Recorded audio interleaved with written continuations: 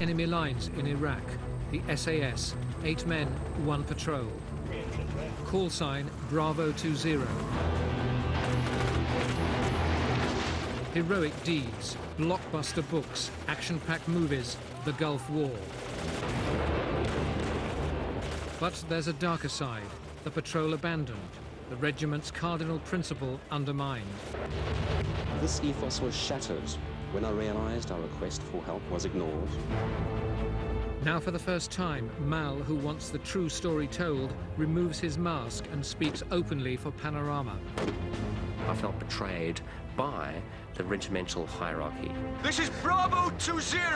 We're a ground call sign and we're in the shit. Mal's outrage is shared. Fellow patrol member Mike has written a book. The government has tried to ban it. The cost to date, £2 million and rising. I was disgusted. The hierarchy of the regiment during the Gulf War let a lot of the guys down.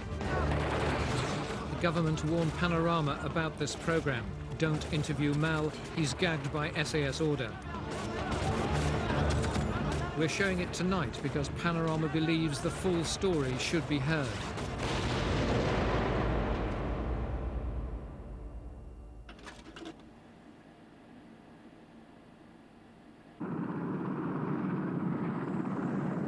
Late that night in 1991, the SAS patrol from the regiment's B squadron was deployed behind enemy lines. There's no doubt it's regarded and understood as such as something of a privilege to be able to serve with that organisation on operations, let alone in classic desert operation. But from the outset, the patrol had problems. And you tell your crew we are now over the border. We weren't well equipped for this mission. That's a fact.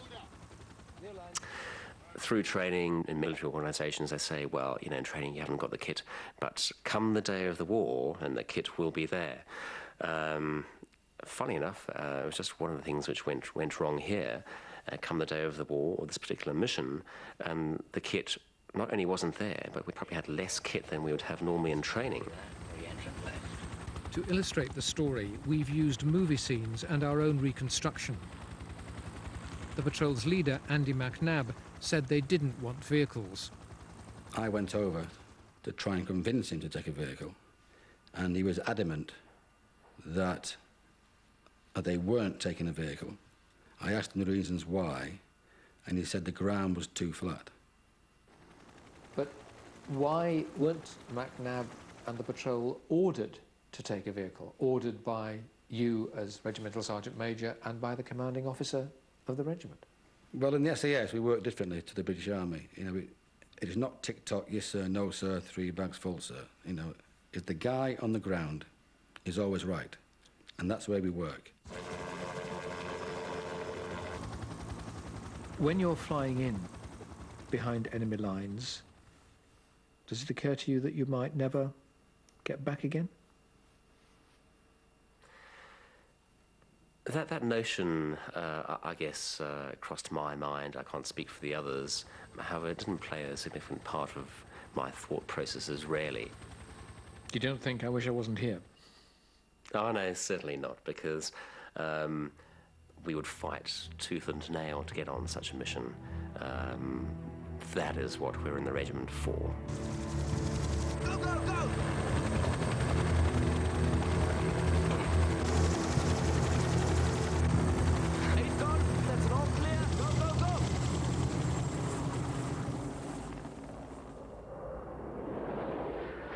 The Gulf War was a showcase for American military technology, designed to inflict maximum damage on the enemy with minimum risk to its men.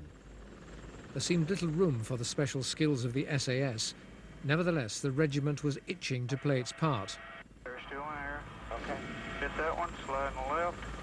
Hit that one. Okay. But first, General Norman Schwarzkopf, the coalition's US commander, had to be persuaded of the SAS's value. He was sceptical. The brigadier in charge of British Special Forces in the Gulf knew what he was up against. A great line view of what General Schwarzkopf thought about Special Forces was that he thought they were a potential nuisance. potential diversion for the main plan, an irritant in some respects.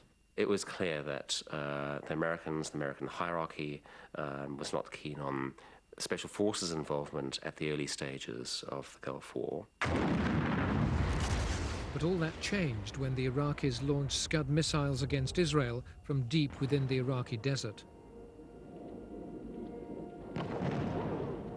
It was the opportunity the SAS had been waiting for.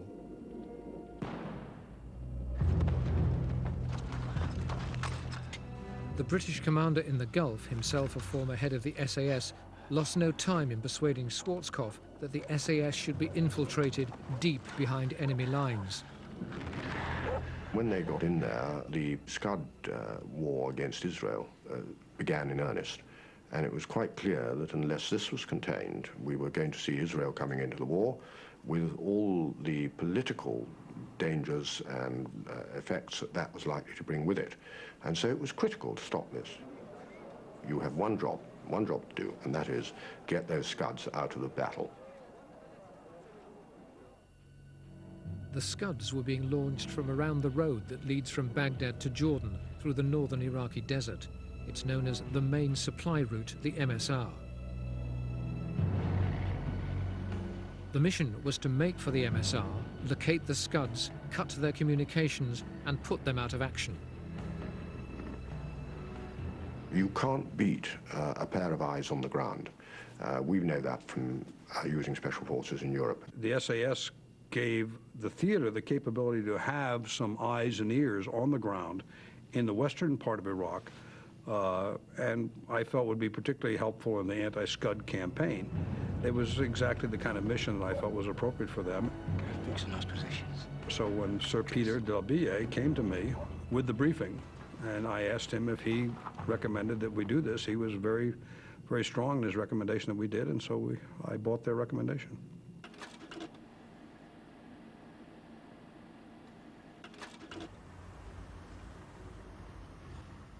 As dawn broke, the patrol realized they were in serious trouble. They'd been dropped too close to an enemy position. The mission was in jeopardy. They sent an urgent call for help on the radio, but they'd been given the wrong frequency. This is Bravo 20. We are ground call sign. Over. No luck. Well, I'm sending okay, but I don't know if they're getting it.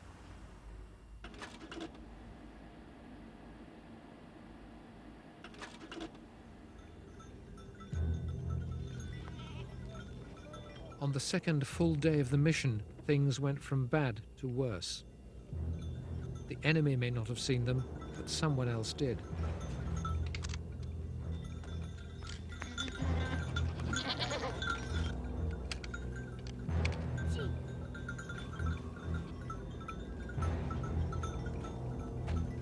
Come on.